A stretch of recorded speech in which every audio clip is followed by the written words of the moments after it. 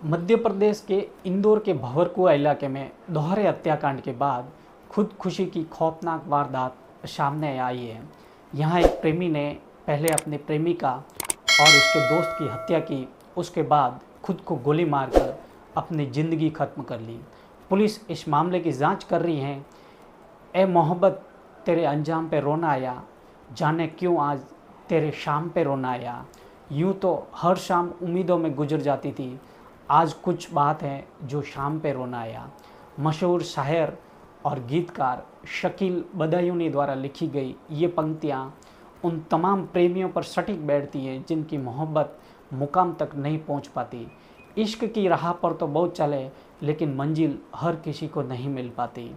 कई बार ज़माना दुश्मन हो जाता है तो कई बार प्रेमी या प्रेमिका रास्ते में लगने वाली ठोकरों से गिर जाते हैं, जो कभी उठ भी नहीं पाते।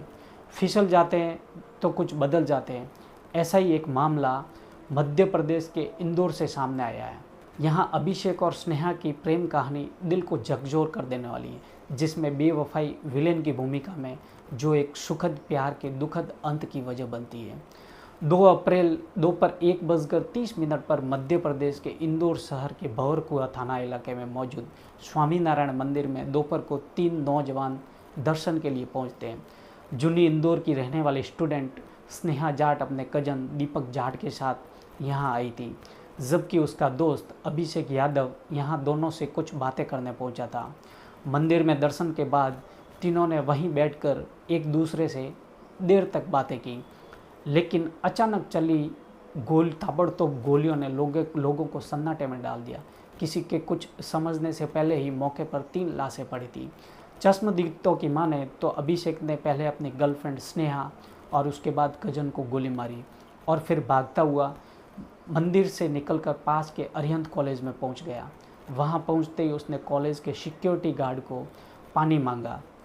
उसने प्याऊ का रास्ता भी बता दिया सिक्योरिटी गार्ड ने, लेकिन अचानक उसने पानी पीने का इरादा बदल दिया और खुद को गोली मारकर वहीं ढेर हो गया।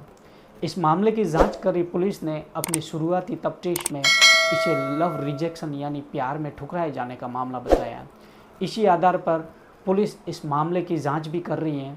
इंदौर पुलिस की माने तो हमलावर अभिषेक स्नेहा से प्यार करता था, लेकिन स्नेहा ने इससे इनकार कर दिया था। उसका ये इनकार ही तीनों की मौत की वजह बन गया। वैसे तो पुलिस की तफ्तीश अपनी जगह है, लेकिन हमलावर अभिषेक को अपने और स्नेहा के रिलेशनशिप को लेकर जो बातें लिखी है अपने आप में काफ़ी कुछ कहती है। अभिषेक ने अपने इश्क की दास्तां उन हर बातों का जिक्र किया है जो उसके साथ हुई है, कैसे प्यार हुआ, कैसे प्यार परवान चढ़ा और कैसे उनका इश्क खूनी अंजाम तक पहुंचा। सब कुछ उसने पूरी कहानी कह डाली है। अभिषेक ने लिखा है कि आप सबको अपने बारे में बताने जा रहा हूँ। आपको मैसेज ध्यान से पढ़ना है, जो भी बोलूँगा आपको स्क्रीनशॉट का प्रूफ भी दूंगा। और मैं दिसंबर 2019 में करीब आए, मैंने कहा था कि शादी नहीं करूँगा, रिलेशनशिप में रह सकते हैं तो ठीक है, वरना कोई बात नहीं। उसने मुझसे कहा था कि शादी करोगे तो ही रिलेशनशिप में रहूँगी, वरना नहीं रहूँगी। इसके बाद कुछ दिन के लिए हमारी बातचीत बंद हो जाती है। कुछ दिनों के बाद उसने कहा कि ठीक है, शादी नहीं करेंगे, रिलेशनशिप को ही आगे बढ़ाते हैं। मैंने कहा फिर ठीक है। उस टाइम हमारी ज़्यादा बात नहीं हुआ करती थी। उसके बाद लॉकडाउन आ गया, तब मोबाइल पर हमारी ज़्यादा बातें होने लगी और प्यार बढ़ता चला गया, अटैचमेंट भी होता चला गया। लॉकडाउन खुला तो हमने मिलने जुलने का शुरुआत हो गई हमारी। रीजनल पार्क या कैफ़े में मिला करते थे। वह हमेशा मेरे लिए गिफ्ट लाती थी, मुझसे गिफ्ट नहीं लेती थी और कहती थी कि घर नहीं ले जा सकती। कई बार अलग अलग जगह पर भी मिलते रहे। हमारा प्यार आगे बढ़ता चला गया। इसके बाद वह मुझे शादी करने का दबाव बनाने लगी, कहने लगी कि अब मेरे साथ शादी नहीं करोगे तो मैं मर जाऊंगी, ऐसा कर लूँगी, वैसा कर लूँगी। मैंने कहा अपनी कास्ट अलग है, शादी नहीं कर पाएंगे, घर वाले नहीं मानेंगे।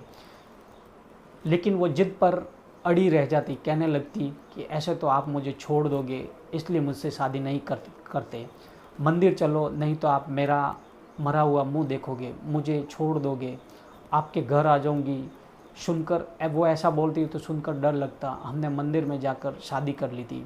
अभिषेक आगे लिखता है कि शादी के बाद वो मुझे हस्बैंड की तरह बातें करने लगी। हब्बी लिखकर रोज़ मैसेज करती थी, मैसेज भेजती थी, उसकी केयरिंग देख रेख भी करती। मुझे भी उसके लिए फीलिंग्स आने लगी। इसके बाद हम कई बार मिलते और इंदौर के आसपास घूमने जाया करते थे।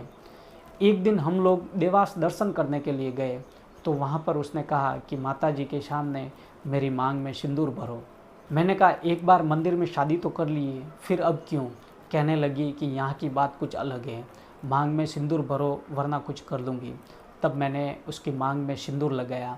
ऐसा करके हमारी 2 बार शादी होगी। वह मेरे लिए उपवास करने लगी, सावन में सोमवार भी किया करती थी, करवा चौथ के व्रत भी रख लिए थे। हमारा रिश्ता मजबूत होता चला गया, हंसी खुशी जी रहे थे। एक दिन उसने कहा कि कोर्ट मैरिज कर लेते हैं। मैंने मना किया तो बोली कि कर लेते हैं ना, कोर्ट मैरिज कभी घर वाले नहीं माने तो बता देंगे कि कोर्ट मैरिज कर ली है, मान गए तो नहीं बताएंगे। इस पर मैंने जैसे तैसे उसको समझाया, फिर हम दोनों की बॉन्डिंग बहुत ज़्यादा अच्छी हो गई थी। इसके बाद हम लगभग रोज़ाना मिलने लगे। रोज़ जब भी वो मिलती तो शादी की बात किया करती थी। शादी के बाद ऐसा करेंगे, वैसा करेंगे, वहाँ घूमने जाएंगे। शादी के बाद सपने दिखाने लगी थी और मैं भी उसको अपनी वाइफ की तरह मानने लगा था। सोचने लगा कि वह कहती है तो ऐसा ही करेंगे। वह कहती थी कभी तुमने अब मुझे छोड़ दिया तो उसी दिन मर जाऊंगी।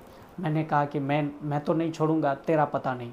मैंने एक पर्सनल रूम रेंट पर भी ले लिया था और वहाँ पर भी हम मिलने जाते थे। वो हमेशा मेरे उसके घर के बारे में बात किया करती थी, सब कुछ बताया करती थी। हमारा रिलेशनशिप बहुत अच्छा चल रहा था, सब ठीक था, हंसी खुशी घूमते रहते थे। 12-13 बार उज्जैन भी गए, देवास महेश्वर वाटरफॉल भी देखे।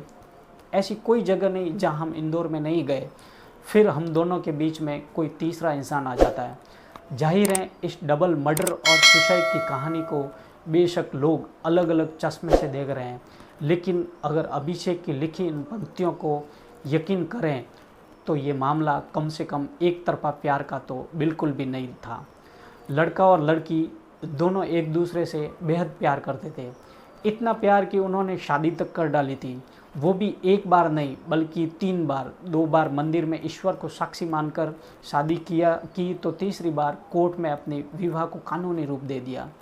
लेकिन तीसरे इंसान के आ जाने के बाद उनका प्यार नफ़रत में बदल गया, जिसका अंजाम सबके सामने है। दोस्तों, ये कहानी सुनाने का मकसद हमारा सिर्फ आपको जागरूक करना है कि भरोसा है तो प्यार है, बिना भरोसे का प्यार नहीं, बस एक आकर्षण होता है। और प्यार और भरोसे का टूटना एक इंसान को पूरी तरह से तोड़ कर रख देता है। तो फ्रेंड्स, अगर अभी तक आपने मेरे चैनल को सब्सक्राइब नहीं किया है तो प्लीज़ अभी जाके चैनल को सब्सक्राइब करें और बेल आइकन ज़रूर प्रेस करें, ताकि आने वाली हर वीडियो की अपडेट आप तक पहुंचती रहे। और वीडियो अच्छी लगे तो लाइक, शेयर और कमेंट ज़रूर करें।